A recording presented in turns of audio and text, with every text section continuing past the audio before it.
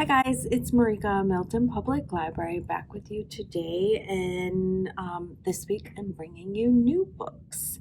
I can't believe it's already the end of January. It seems quick, but I'm very excited for it because winter is literally the worst.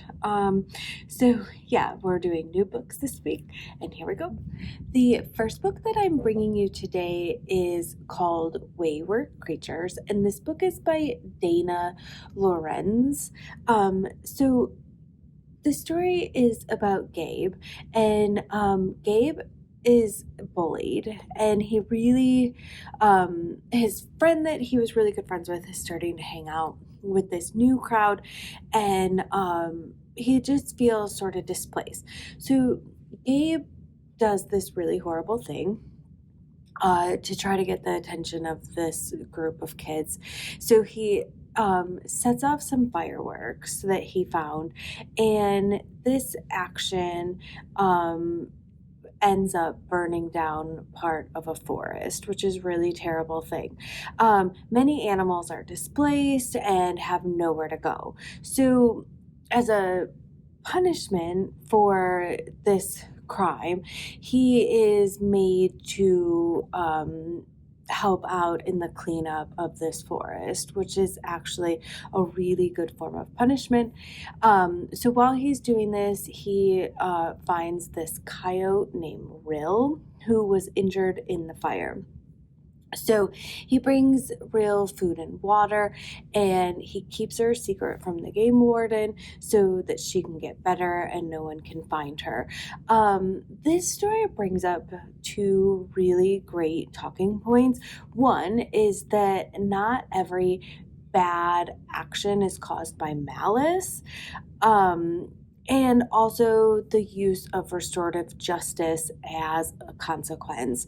I just think that this story is gorgeous, and it has animals and a really great kid as the main character. So that is Wayward Creatures, and it is by Dayna Lorentz. The next book that I'm bringing you today is called Operation Sisterhood, and this book is by Rhuday-Perkovich. So Beau's mom has recently gotten married to this new fellow, and she finds herself not only adjusting to this new neighborhood that they moved into, but also this whole new family that includes three other girls her own age. So this book is really amazing because it takes the reader on this really great journey and experience of New York City, and shares just the greatness that New York City has to offer everyone. But then it also talks about Beau and her struggles with adjusting to this new life, because it has to be hard going from just you and your mom to this now whole family. And they also do free schooling, which is a kind of crazy concept when you're used to going to school your whole life. And then also just sharing spaces with other people, which is something she really hasn't had to do before. And then trying to figure out where is your place in this family, all while also trying to figure out where is your place in this existence. So it's really just a great book about family and working together and discovering who you are. So that is Operation Sisterhood, and that book is by Rhuday-Perkovich. The next book that I'm bringing you today is called Hide and Geek, and this is by T.P. Jagger. So four best friends named Gina, Edgar, Elena, and Kevin rudely named the Geeks, but instead of allowing the other kids to be able to use that term as a bully sort of tactic, they have embraced it and they call themselves that, and they're perfectly fine with it. So the story takes place in Elmwood. And Elmwood was known for having this famous toy maker there, Maxine Van Houten. Her factory was there, and she made all of her toys, and that's where the headquarters were. So the geeks discover that Maxine left one final puzzle, and it's a treasure hunt that only people who truly know about Elmwood and like its unique history would be able to solve it. And in doing this, they will be able to sort of like save their town, which is kind of struggling at the moment. So this book is really about like, will the geeks live up to their name and be able to find these clues and save their town? So that book is Find and Geek by T.P. Jagger. The last new book that I'm bringing you today is actually a nonfiction, and it's called Dinosaurs and Other Prehistoric Life. I absolutely love this book.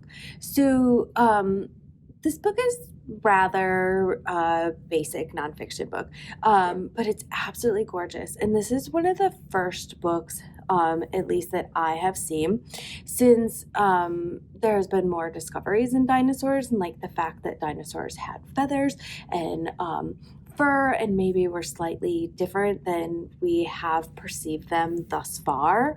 So this book really takes that in and shows a different sort of version of dinosaurs than maybe we have been used to, at least for me, because when I was growing up, dinosaurs were really not how they are pictured today, because we know many more things with science and the discovery of being able to break down DNA and get into the genomes. So this is just a gorgeous, gorgeous book that has pictures of fossils and different sort of input about dinosaurs that maybe you didn't know.